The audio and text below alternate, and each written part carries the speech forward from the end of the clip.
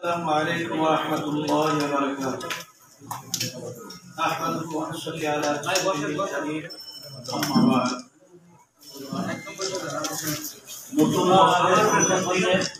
আমাদের আহ্বানে সাড়া দিয়ে আজকের সংবাদ শুনতে উপস্থিত হওয়ায় সবাইকে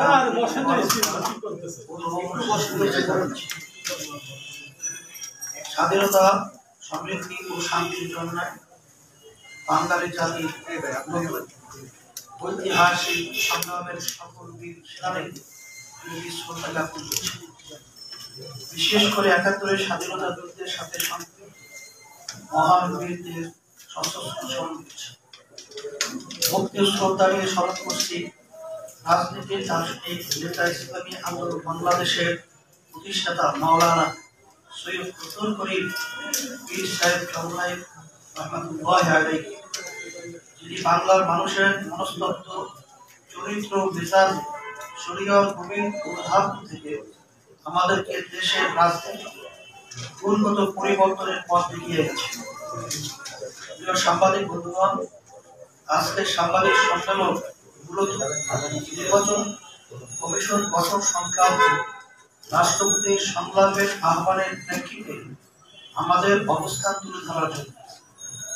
এই বিষয়ে এই মুহূর্তে আমাদের অতীত অভিজ্ঞতা, নিজস্ব বিশ্লেষণ ও নৈতিকতার পটভূমিতে দাঁড়িয়ে আমাদের অবস্থান পরিষ্কার করা জরুরি মনে করছি। প্রিয় সাংবাদিক বন্ধুগণ, আপনারা নিশ্চয়ই একমত হবেন, সরকারের যে রাষ্ট্র অনেক বড় ধারণা। সরকার দলের হয় আর রাষ্ট্র হয় সভা। সেই রাষ্ট্রের প্রধান যখন কোনো সংলাপের আমন্ত্রণ জানান, তখন তাতে সাড়া দেওয়া নাগরিক দায়িত্ববোধের অংশ হয়ে দাঁড়ায়।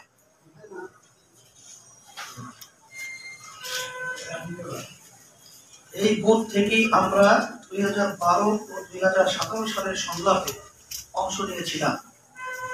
কিন্তু তিক্ত সত্য হলো, আমরা চরমভাবে হতাশ হয়েছি। 2012 সংলাপে গঠিত নির্বাচন কমিশন 2014 সালের সন্ত্রাসীদের ইচ্ছার প্রতিফলন ঘটাতে একতরফা নির্বাচন এর আয়োজন করেছে, যেখানে 153 জন এমপিকে বিনা প্রতিদ্বন্দ্বিতায় বিজয়ী দেখানো হয়েছে। আর 2017 সংলাপের পর গঠিত কমিশন 2018 সালে একটি চরম বিতর্কিত ও অগ্রহণযোগ্য নির্বাচন করেছে, যাকে অনেকেই মধ্যরাত্রি নির্বাচন বলে আখ্যায়িত করে থাকে। এই দুই জাতীয় নির্বাচন এতটাই বিতর্কিত ও জালিয়াতিতে পূর্ণ যে তা জাতি হিসাবে আমাদেরকে চরম হতাশ, বিব্রত ও লজ্জিত করেছে।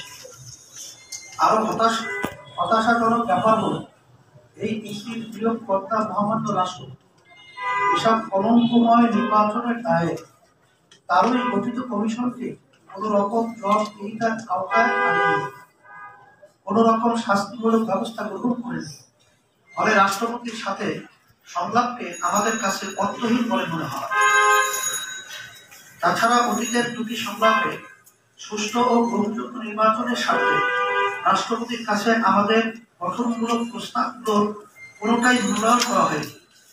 যে দল তাকে রাষ্ট্রপতি হিসাবে নির্বাচিত করেছে, তিনি সেই দলীয় স্বার্থের বাইরে যেতে পারেননি। প্রিয় সাংবাদিক বন্ধুগণ, একটি দায়িত্বশীল রাজনৈতিক দল হিসেবে ইসলামী আন্দোলন বাংলাদেশ মনে করে বৈধ এবং শান্তিপূর্ণ ক্ষমতা পরিবর্তনের মাধ্যম হল নির্বাচন। নির্বাচনের মাধ্যমে জনগণের অভিপ্রায়ের যথার্থ বহিঃপ্রকাশ ঘটে। এই জন্য ইসলামী আন্দোলন বাংলাদেশ 1987 সালে জন্মের পর থেকে 1988 সালে 3রা মার্চ জাতীয় পার্টির অধীনে অনুষ্ঠিত হাস্যকর নির্বাচন, 1996 সালে 15 ফেব্রুয়ারি তৎকালীন বিএনপি সরকারের অধীনে অনুষ্ঠিত একতরফা নির্বাচন এবং 2014 সালে 5ই জানুয়ারি আওয়ামী লীগ সরকারের অধীনে অনুষ্ঠিত একতরফা নির্বাচন, এই তিনটি চরম বিতর্কিত এবং জাতীয় ও আন্তর্জাতিকভাবে অগ্রহণযোগ্য নির্বাচন ছাড়া বাকি সবগুলো অংশগ্রহণমূলক জাতীয় নির্বাচনে জোটগতভাবে এবং এককভাবে অংশ নিয়েছে। ইসলামী আন্দোলন বাংলাদেশ জনকল্যাণের বিবেচিত একটি দেশপ্রেমিক শান্তিকামী রাজনৈতিক দল হিসেবে জনমতের প্রতি গভীরভাবে শ্রদ্ধাশীল। তাই ইসলামী আন্দোলন বাংলাদেশ প্রতিটি রাজনৈতিক সিদ্ধান্ত ও পদক্ষেপের ক্ষেত্রে দেশের জনগণের অনুভূতি, দেশপ্রেমিক বুদ্ধিজীবী শ্রেণীর পরামর্শ ও মতামত এবং সিভিল সোসাইটি পর্যবেক্ষণ ও বিশ্লেষণকে অধিকতর উন্নয়ন করে থাকে। দেশের বর্তমান প্রেক্ষাপটে নির্বাচন কমিশন গঠন বিষয়ে রাজনৈতিক দলগুলোর সঙ্গে মহামান্য রাষ্ট্রপতির সংলাপ নিয়ে দেশের চিন্তাশীল মহল, রাজনৈতিক বিশ্লেষক এবং সাধারণ জনগণের মাঝে আমরা কোনো আগ্রহী দেখতে পাচ্ছি না। বরং জনগণ মনে করছে রাষ্ট্রপতির সংলাপে ফলপ্রসূ কিছু হবে না। অতীতের দুটি সংলাপ যেমন জনপ্রত্যাশা পূরণে ব্যর্থ হয়েছে, চলমান সংলাপেও এর ব্যতিক্রম কিছু হবে বলে জনগণ মনে করে না। অতএব জন আকাঙ্ক্ষার বিপরীতে গিয়ে এমন একটি আবেদন ও তাৎপর্যহীন সংলাপ অংশ নেওয়াটা ইসলামী আন্দোলন বাংলাদেশ সম্মত মনে করে না। প্রিয় সাংবাদিক বন্ধুগণ, ইসলামী আন্দোলন বাংলাদেশ সবসময় সমঝোতা, সমন্বয় ও শান্তিপূর্ণ রাজনীতিতে বিশ্বাস। আমরা আলাপ আলোচনা ও সংলাপের বিরোধী নই। দেশকে রাজনৈতিক অস্থিরতা থেকে মুক্ত করতে হবে, সংঘাতের রাজনীতি পরিহার করতে হবে। ফলপ্রসূ সংলাপের কোনো বিকল্প নেই।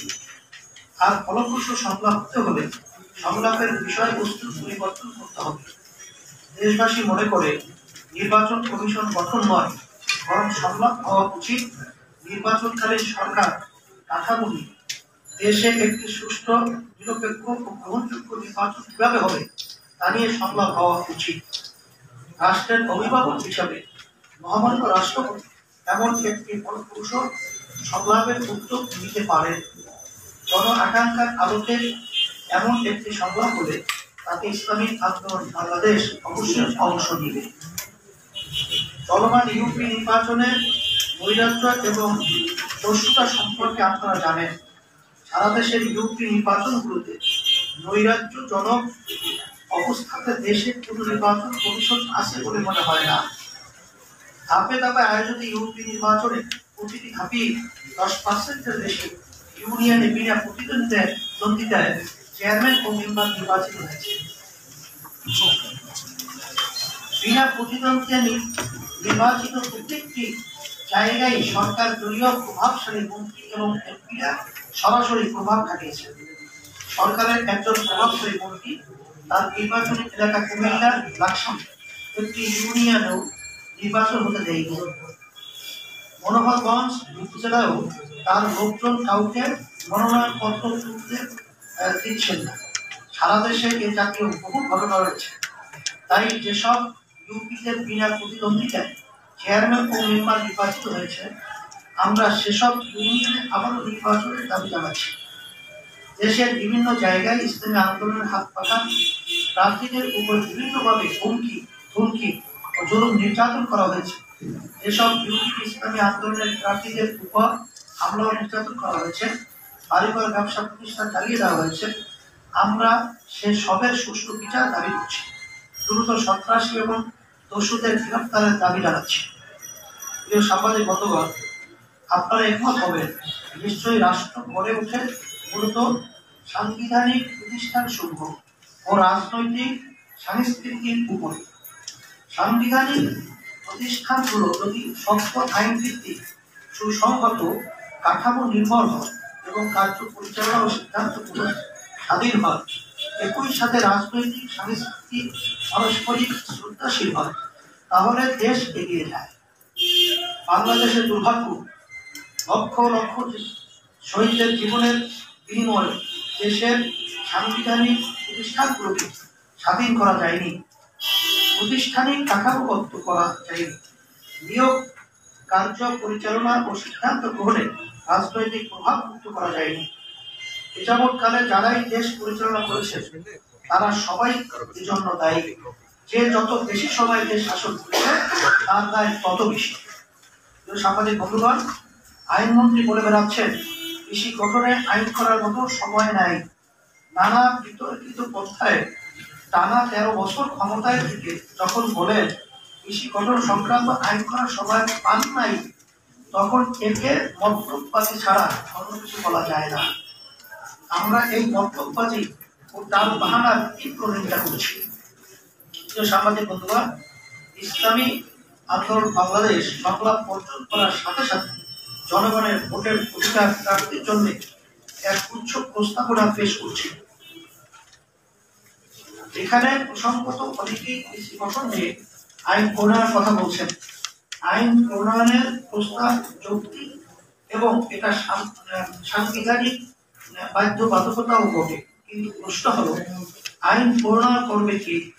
একটি বিতর্কিত নির্বাচন ক্ষমতা দখল করা সংসদ বৃন্দ যাদের নিজেদেরই নৈতিক ভিত্তি নাই, একটি তদন্ত ও মেরুদণ্ডহীন নির্বাচন কমিশনের সুবিধাভোগী সংসদ বৃন্দ কোন স্বাধীন নিরপেক্ষ আত্মমর্যাদাশীল কৃষি গঠনের কার্যকর আইন প্রণয়ন করবে এবং আশা করা বাহুল্য। সেজন্য আমি বলবো, নির্বাচন কমিশন গঠন নিয়ে আইন অবশ্যই করতে হবে, তবে জনগণ বিতর্কিত নির্বাচনের মাধ্যমে ক্ষমতায় যাওয়া এই সংসদের উপরে কৃষির মতো সাংবিধানিক প্রতিষ্ঠানের আইন তৈরির দায়িত্ব দিতে চায় না। বরং আমরা বলবো, সকল রাজনৈতিক সংগঠন ও সমাজের স্টেক হোল্ডারদের সমন্বয়ে কনস্টিটিউশনাল কাউন্সিল গঠন করুন। সেই কনস্টিটিউশনাল কাউন্সিল কৃষি গঠন সংক্রান্ত আইন প্রস্তুত করে চলতি নির্বাচন কমিশন গঠন করবে। কনস্টিটিউশনাল কাউন্সিল গঠন নতুন কৃষির মাধ্যমে সুষ্ঠু নির্বাচন করে নতুন গ্রহণযোগ্য সংসদে কৃষি আইন চূড়ান্ত করতে হবে। দাবি 2, সাংবিধানিক প্রতিষ্ঠানগুলো পরস্পর সম্পর্কিত, ফলে বিচ্ছিন্নভাবে একটি প্রতিষ্ঠানকে নিয়ে আলোচনা করা, প্রকাশ করে মূল ইস্যুকে আড়াল করা নয়। সেজন্য নির্বাচন কমিশন গঠনের সাথে সাথে নির্বাচনকালীন সরকার ইস্যুও গুরুত্বপূর্ণ। ইসলামী আন্দোলন বাংলাদেশ মনে করে দলীয় সরকারের অধীনে সুষ্ঠু নির্বাচন সম্ভব নয়, এটা প্রমাণিত বাস্তবতা। তাই নির্বাচনের সময় অবশ্যই অন্তর্বর্তীকালীন জাতীয় সরকার গঠন করতে হবে। দাবি 3, আমাদের সংবিধানের 118-5 উপধারায় নির্বাচন কমিশনের সদস্যদের অপসারণ পদ্ধতিকে বিচারপতিদের অপসারণ অনুরোধ করা হয়েছে। এখানে একটি বিষয় গুরুত্বপূর্ণ, বিচার বিভাগ ও নির্বাচন কমিশন উভয়টাই সাংবিধানিক প্রতিষ্ঠান হলেও কৃষির কোনো ভুল, অন্যায় ও অনিয়মের প্রভাব অনেক বেশি ও বিস্তৃত। সেজন্য ইসলামী আন্দোলন প্রস্তাব করছে যে কৃষি আয়োজিত প্রতিটি নির্বাচনের পরে কনস্টিটিউশনাল কাউন্সিলের মাধ্যমে নির্বাচন ও কৃষির মূল্যায়ন করতে হবে। নির্বাচনে কোনো ধরনের অসততা, অদক্ষতা ও পক্ষপাত পাওয়া গেলে নির্বাচন কমিশনের সদস্যদের অপসারণের ব্যবস্থা থাকতে হবে। দাবি 4, জনপ্রশাসন, আইন, স্বরাষ্ট্র ও তথ্য মন্ত্রণালয়কে নির্বাচনকালীন নির্বাচন কমিশনের হাতে ন্যস্ত করতে হবে। দাবি 5, নির্বাচন কমিশনের বাজেট সচিবালয় ও পরিচালনা নির্বাহী বিভাগ থেকে সম্পূর্ণ স্বাধীন করে দিতে হবে।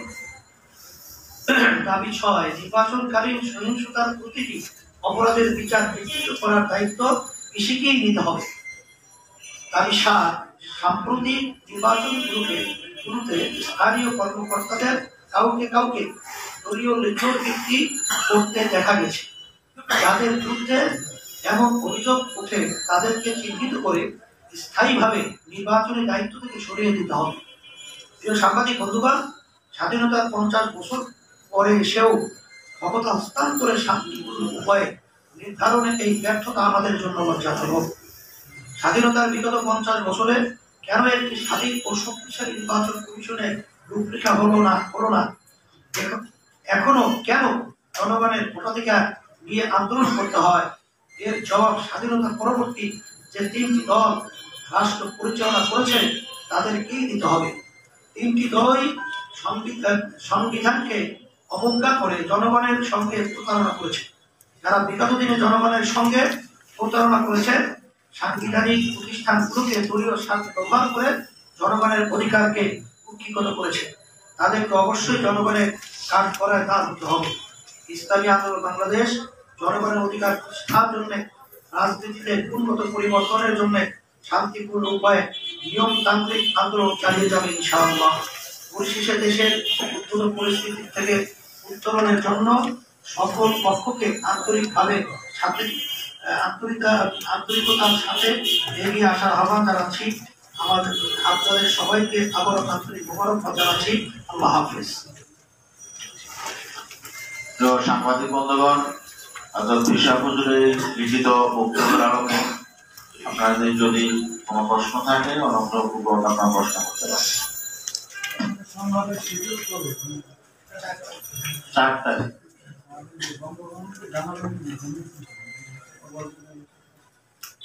সাংবাদিকদের মাধ্যমে আমরা তো ব্যাপারটা পরিষ্কার করলাম যে আমাদের সিদ্ধান্ত এরপরে নিয়ম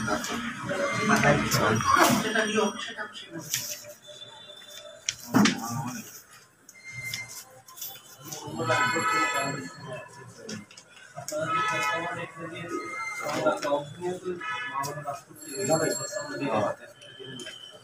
আগে পরে আমরা আমরা এটাকে কোনো অর্থ বহন করছি না, অর্থহীন হচ্ছে বিধায় আমরা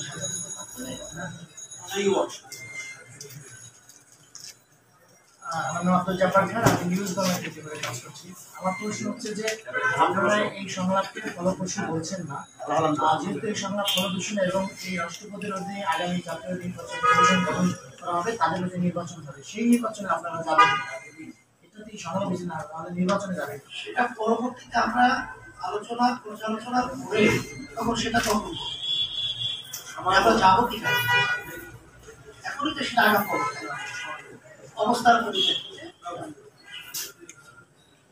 আমি